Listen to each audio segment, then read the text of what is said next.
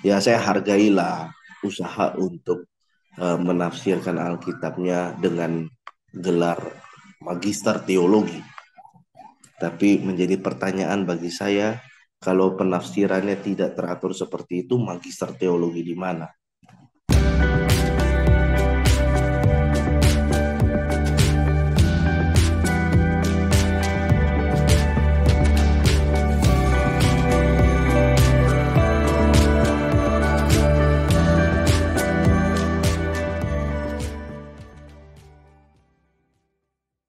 Shalom saudara, berjumpa kembali dalam Bincang Teologia. Bincang Teologia hari ini kami akan mendiskusikan sebuah video dari Mualaf Center Hagia Sophia.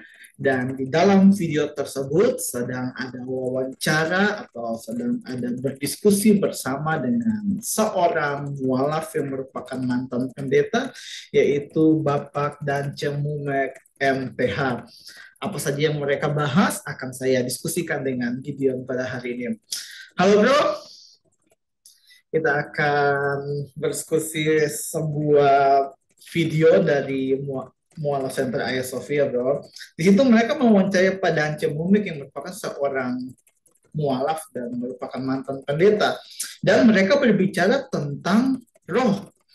Kemudian host dari Mualaf Center Ayasofya itu menanyakan definisi roh. Cuma ada beberapa penjelasan dari Pak Dance, bro.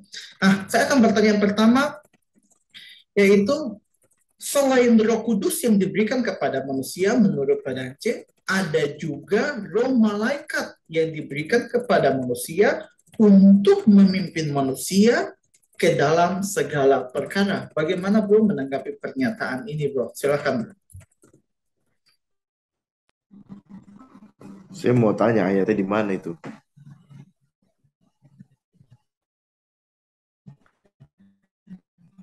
Dikatakan bahwa ada roh malaikat ya memimpin manusia. Sepanjang saya membaca Alkitab, itu tidak ada seperti itu. Yang ada malaikat itu melayani Tuhan untuk menyampaikan.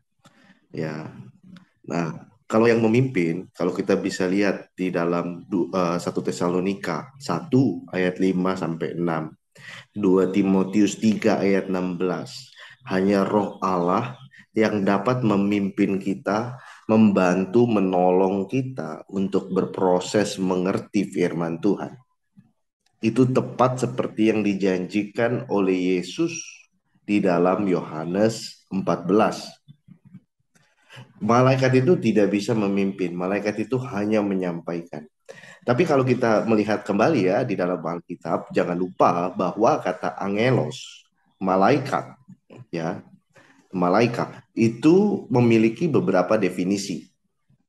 Ada definisi malaikat itu artinya betul-betul secara literal adalah malaikat. Ada juga malaikat itu adalah penyampai pesan. Entah naturnya Allah sendiri, entah naturnya manusia, entah naturnya malaikat. Ya, karena ada definisi penyampai pesan. Jadi hati-hati baca di situ. Kalau nggak percaya, beliau kan MTH. Bukalah arti angelos apa. Ya, arti pneuma atau roh itu artinya ada apa? Apakah hanya roh saja? Ya, dan tidak ada. Hanya roh Allah yang dapat memimpin manusia ke dalam kebenaran. Bagaimana malaikat memimpin manusia dalam kebenaran? Malaikat juga jatuh dalam dosa. Ya, itu jadi major itu nggak boleh berkata seperti itu karena Alkitab tidak pernah menuliskan itu. Kecuali kasusnya di dalam seperti di dalam Keluaran 3. Keluaran 3 itu ada kasus tulisan malaikat Yahweh. Tapi di satu ayat setelahnya itu dijelaskan bahwa suara Yahweh. Jadi artinya apa? Artinya kalau kasusnya seperti itu bukan malaikat literal malaikat, tetapi diartikan secara kontekstual bahwa Allah menyampaikan firman-Nya. Firman-Nya itu adalah roh dan firman-Nya hidup. Maka firman itulah yang berbicara kepada manusia. Ya, maka itu saya katakan bahwa Allah itu memiliki 3 pribadi. Tapi jangan dipikir seperti pribadi manusia ya. Kalau pribadi manusia harus ada tubuh, ya, harus ada tubuhnya. Tapi jangan dipikir pribadi Allah itu disamakan dengan pribadi manusia. Itu beda. Ya, yang saya katakan pribadi di sini adalah yang mewakili atau merepresentasikan kualitas dari natur Allah. Allah adalah kudus, firman Allah ya kudus, karena itu berasal daripada Allah. Allah itu berpengetahuan dan maha tahu, maka firman juga maha tahu dan penuh dengan hikmat.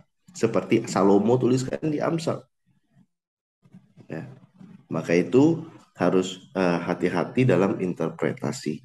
Jangan terjebak di dalam pemikiran logika kita sendiri. Kita harus kembali membahas tentang kodrat. Kita harus kembali membahas tentang natur. Ya, nggak ada di Alkitab katakan. Nggak ada. Semua itu yang esensi adalah roh Allah pada manusia. Kalau manusia itu tidak ditolong oleh Allah, tidak mungkin mengerti kebenaran. Kita yang berdosa ini cenderung akan suka menikmati hal-hal yang jahat, hal-hal yang buruk. Siapa sih yang nggak egois?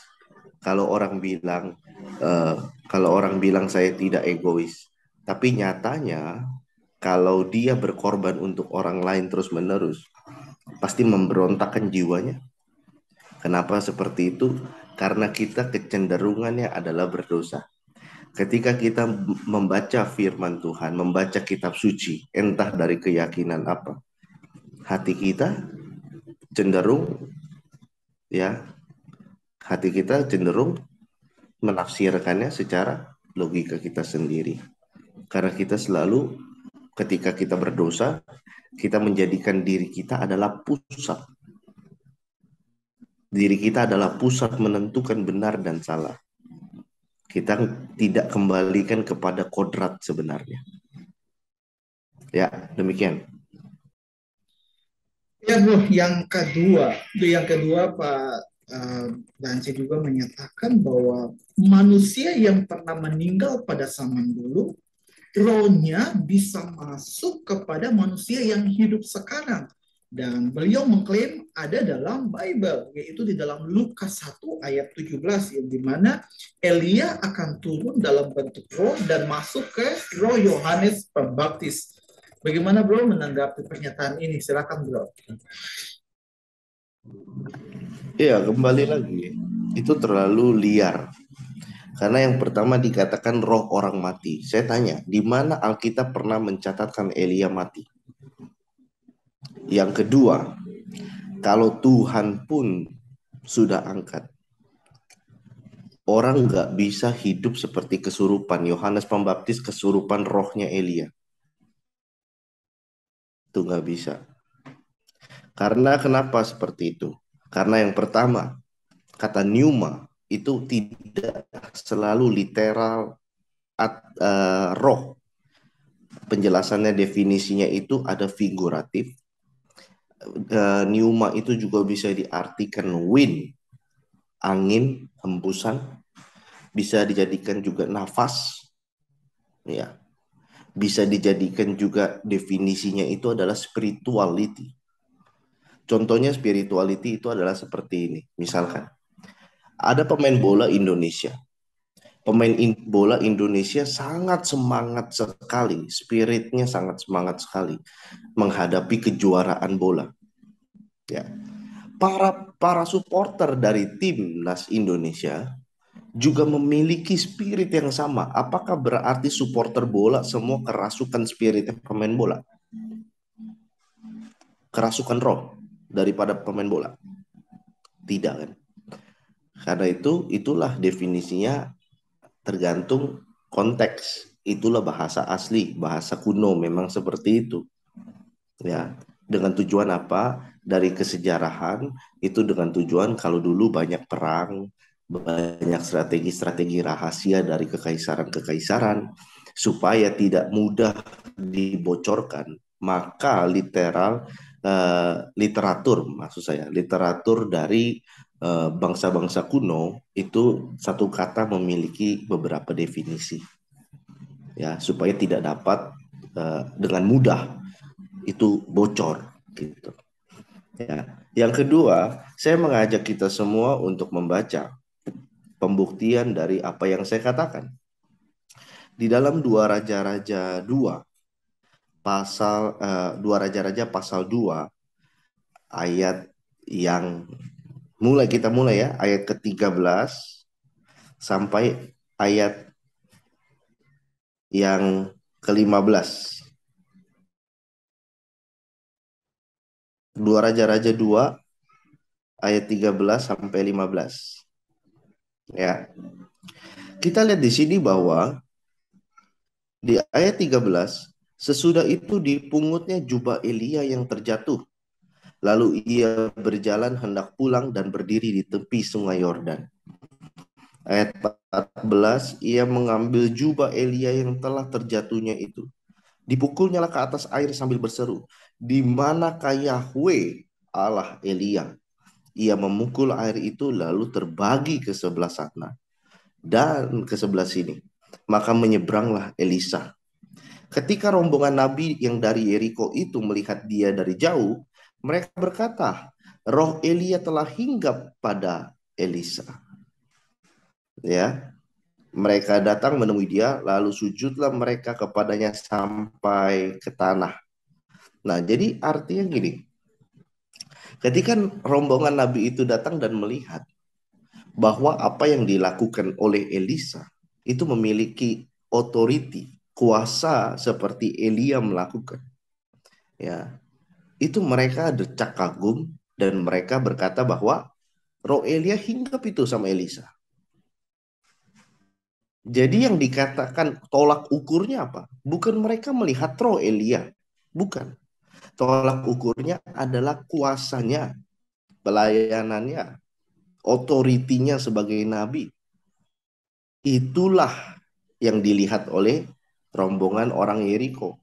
Tapi mereka berkatanya apa? Bahwa itu adalah roh Elia telah hinggap. Ya, sekali lagi. Dan kalau kita melihat lagi di ayat 14, pertanyaannya adalah di manakah Yahweh Allah Elia? Bukan di manakah Elia. Di manakah Yahweh Allah Elia? Di manakah Tuhan huruf besar semua? Yahweh Allah Elia. Jadi kalau kita melihat di sini, pusatnya adalah Tuhan sendiri. Allah sendiri pusatnya. Jadi Allah sendiri yang memberikan otoriti dan kuasa itu. Jadi nggak selalu literal roh itu diartikan betul-betul roh. Maka di dalam Yohanes Pembaptis tadi di ayat itu dikatakan, baca lagi, itu di dalam roh dan kuasa Elia. Nanti tampilkan saja ayatnya. Saya nggak bohong. Nah, kalau kita melihat itu kenapa? Karena kita melihat bahwa ada nubuatan tentang kalau Tuhan datang itu ada pendahulunya. Itu di Mikail atau Zefanya, saya lupa. Ya, itu ada yang mendahului. Jadi Lukas itu menuliskan dengan tujuan bahwa Yohanes Pembaptis adalah pendahulu yang akan datang, yaitu Tuhan. Siapa? Tuhan Yesus Kristus. Baca sampai bawah. Setelah Yesus dibaptis, disaksikan sebagai tanda konfirmasi. Yang pertama, konfirmasi dari manusia, Yohanes Pembaptis, dan yang kedua, konfirmasi dari Allah sendiri. Langit terbuka, turunlah seperti merpati, tapi bukan merpati. Dan ada suara, "Inilah anakku yang kukasihi, kepadanya lah ku berkenan." Itu disaksikan oleh orang-orang yang di sana, yang dibaptis. Jadi ini berbicara tentang konfirmasi Yohanes Pembaptis memiliki otoriti dan kuasa kenabian dari Elia sebagai pendahulu. Ya, itu harus dimengerti. Jadi ini bukan bicara kesurupan roh, betul-betul roh gitu ya, atau jin apa, bukan. Sistematikanya dong dibaca. Ada konteks tersendiri, ada budaya tersendiri ketika mereka melihat Elisa melakukan hal-hal yang ajaib. Mereka bilang itu roh. Itu kan pemahaman orang zaman dulu. Goib lah bahasanya. Sampai sekarang kalau dilihat sesuatu yang nggak mungkin, kita bilang itu goib kan. Iya kan? Nah iya sama dengan gitu. Apakah ketika kita bilang goib, dia berarti kerasukan roh siapa? Siapa yang bisa tahu? Cuma karena rombongan orang Yeriko itu tahu si Elia. Elia habis dari Yeriko. Maka dia bilang, wah ini sama kayak Elia. Punya kuasa otoritas kenabian seperti Elia. Ya karena mereka baru habis ketemu si Elia. Gitu ya. Oke, demikian. Ya, thank you bro. Pertanyaan yang terakhir.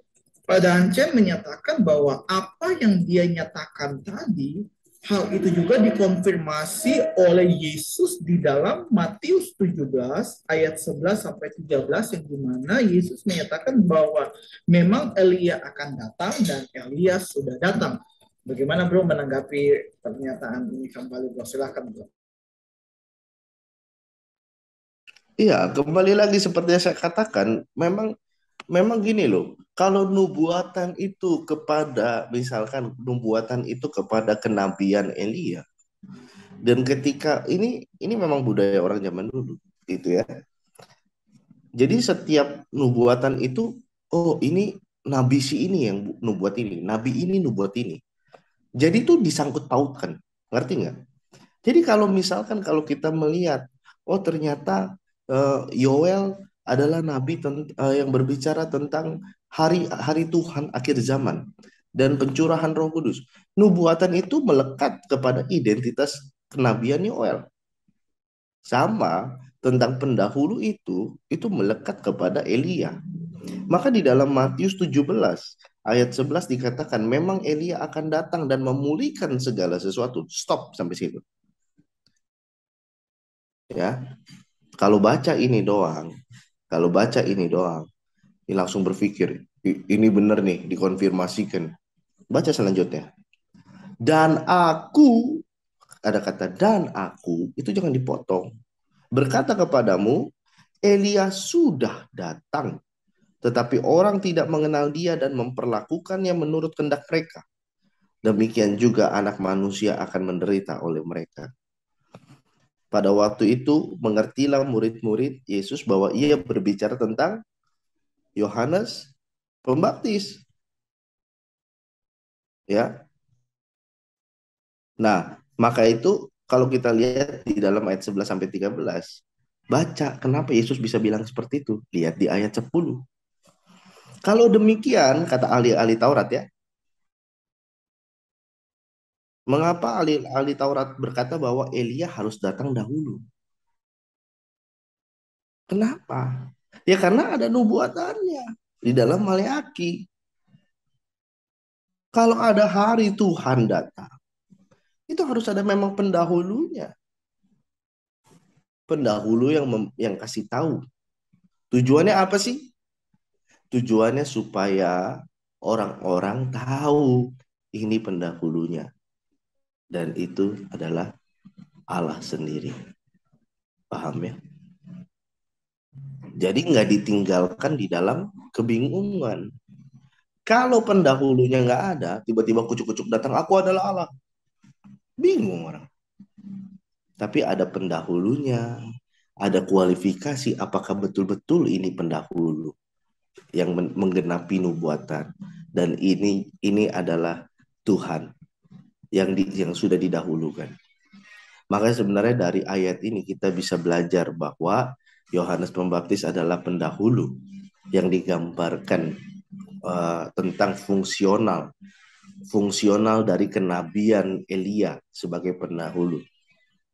Ya, dan Yesus adalah yang dikatakan tentang hari Tuhan. Ada juga hari Tuhan di akhir zaman. Ya, itu kita nanti lihat konteks.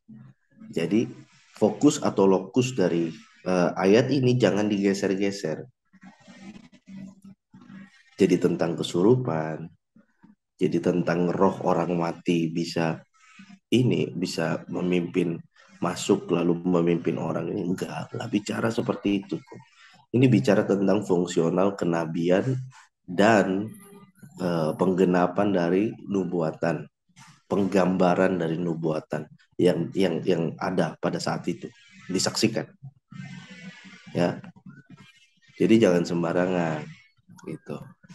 Ya saya hargailah usaha untuk menafsirkan Alkitabnya dengan gelar magister teologi. Tapi menjadi pertanyaan bagi saya, kalau penafsirannya tidak teratur seperti itu, magister teologi di mana? Gitu ya. Ya, demikian. Ya, thank you bro sudah menjawab setiap pertanyaan pada hari ini, dan sebelum kita mengakhiri perbincangan kita pada hari ini, ada yang mau bro sampaikan untuk setiap orang yang mendengarkan video ini, silakan bro. Iya. Jadi Kristen itu, Alkitab itu, kitab suci Kristen, Alkitab itu selalu membahas tentang kodrat. Ada kodrat yang jelas sekali, kodrat Allah, kodrat malaikat, kodrat manusia, itu termasuk major teologi, proper teologi, angelologi, antropologi, ya itu tentang kodrat-kodrat itu udah jelas sekali. Jadi kalau kodrat itu jangan diganggu, karena Alkitab nggak pernah bertukar-tukar kodrat ini. Kalau bertukar-tukar kodrat nggak jelas. Karena nggak pernah Alkitab menuliskan kodrat ini bisa ditukar-tukar. Ya, jadi demikian bro. Thank you. Ya, thank you bro. Dan untuk setiap Bapak Ibu Saudara, kalau Bapak Ibu Saudara diberkati dengan video ini, jangan lupa share dan juga jangan lupa untuk subscribe. Sampai ketemu di video selanjutnya. Tuhan Yesus memberkati.